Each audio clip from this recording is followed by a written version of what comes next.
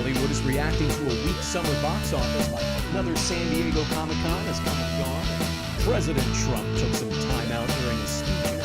Bosk, IG-88, Forlock, Zuckus. Hi everybody, welcome to Cautiously Poptimistic, a pop culture news comedy show. I'm your host Dave Columbo, let's have some fun. Our first story today, Oprah! That actually is kind of fun to do. Alright. Oprah Winfrey's speech at the Golden Globes stirred some buzz that she might run for president, and without a hint of irony, some in the media questioned whether or not she could win, forgetting that the current leader of the free world hosted a reality show, hawked steaks, and has taken a stone-cold stunner. You have to admit we've adjusted our standards for leadership.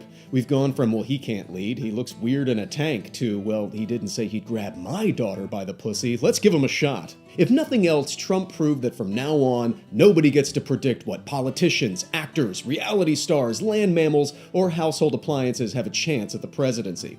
Even if at the end of the next Democratic National Convention, the ticket is Paula Abdul and a container of Popeye's Blackened Ranch dipping sauce for 2020, the only reasonable response is that, stranger things have happened. But I can understand why conservatives would hate Oprah. After all, her hometown is that liberal circle jerk bubble of rural Mississippi. Not like Trump, who was born in a bushel of amber waves of grain in the heartland of America, Queens. And sure, she's a billionaire now, but she had a little help from her single teenage mother who cleaned houses for a living and raised her in poverty. Meanwhile, Trump worked his way up from a mansion in Queens to one day inheriting his father's real estate business. In this country, it's hard to look up to a self-made woman in the shadow of a man who made himself up. Though none of us should get too excited, as she said in an interview that running for president isn't in her DNA. And after Vanity Fair posted a picture of her with 3 hands, I can already hear Alex Jones yelling, "What exactly is in her DNA?" See, this is why she can't run for president. We barely convinced conservatives Obama wasn't a Kenyan Muslim anarchist. They'd look at this and assume Oprah is a lizard queen who feeds off the marrow of unborn children under the Denver airport. You get a conspiracy theory. You get a conspiracy theory. Everybody gets a conspiracy theory. Our next story, the Oscars. The Oscar nominations are out, and this year the controversy is the inclusion of nominees under investigation for various forms of assault, to which the Academy responded, well, you wanted diversity. Some are criticizing the hypocrisy of a nomination for Gary Oldman, but not James Franco, which is a comparison that out of context is hilarious. It's like talking about the contributions to baseball and saying, what, you're bringing up Babe Ruth but not the Philly fanatic? Franco is accused of sexual misconduct while Oldman is accused of domestic abuse, which I'll agree does seem to get a little more leniency in the entertainment industry. For instance, the WWE recently fired a wrestler for sexual misconduct, but still has a place on their website for a Hall of Fame wrestler who, to put it delicately, we do not know didn't murder his girlfriend. So why the double standard? Maybe older accusations are easier to dismiss? Artistic genius and personal morality does seem easier to compartmentalize when I'm reading a historical biography. Oh, he invented the first aqueduct. And took a child war bride. Wow. The first aqueduct.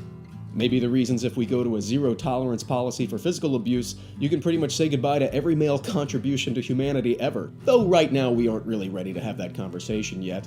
If there's anything funny in all of this, it's watching men desperately try to add something to the dialogue before deleting it and tweeting, "More like Aziz, I'm sorry," and moving on. Our last story, the internet. It's a lot like whiskey. It's a great way to pass the time, only gets better with age, and gives you blanket authority to tell everyone what you really think. Lately, there's been a trend of folks criticizing movies with long-form YouTube videos complete with overdramatic titles and bold thumbnails. And I get it, clickbait headlines make everything sound more fun. This is the Superior Court of New York, and we are counting down the top 10 reasons you've lost custody of your kids. After The Last Jedi hit theaters, I must have watched a dozen videos of middle-aged fanboys nitpicking inconsistencies and plot holes and tone and just proof that the movie killed the franchise. And I can understand not liking it, but filming yourself dissecting a kid's adventure movie based on Flash Gordon serials and getting mad it's not as deep as a Kurt Vonnegut novel kinda misses the point. It's like criticizing porn. Wait, how does she know how to do that? She just said she goes to an all-girls school. One guy brought up a detail that, minor spoilers, it's never explained how the First Order is still in power after the Starkiller base is destroyed, because yeah, it's not like that happens in another movie I can mention. Boy, thank God we didn't have YouTube in 1980.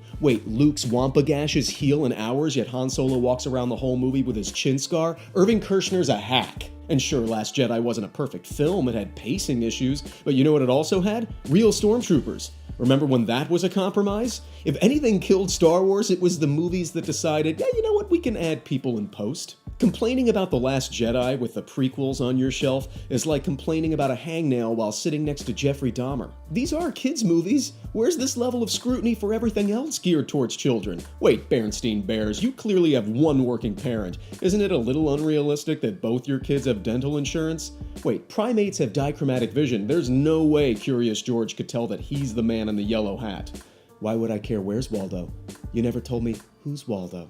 My problem isn't they dislike the movie, it's the way they talk like they own Star Wars when the truth is they're probably lukewarm on 90% of what Star Wars is. Get it? Lukewarm?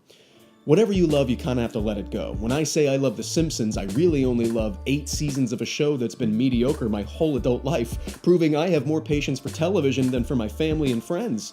Look at how few original ideas are coming out of Hollywood. Nothing that we care about is going to be safe.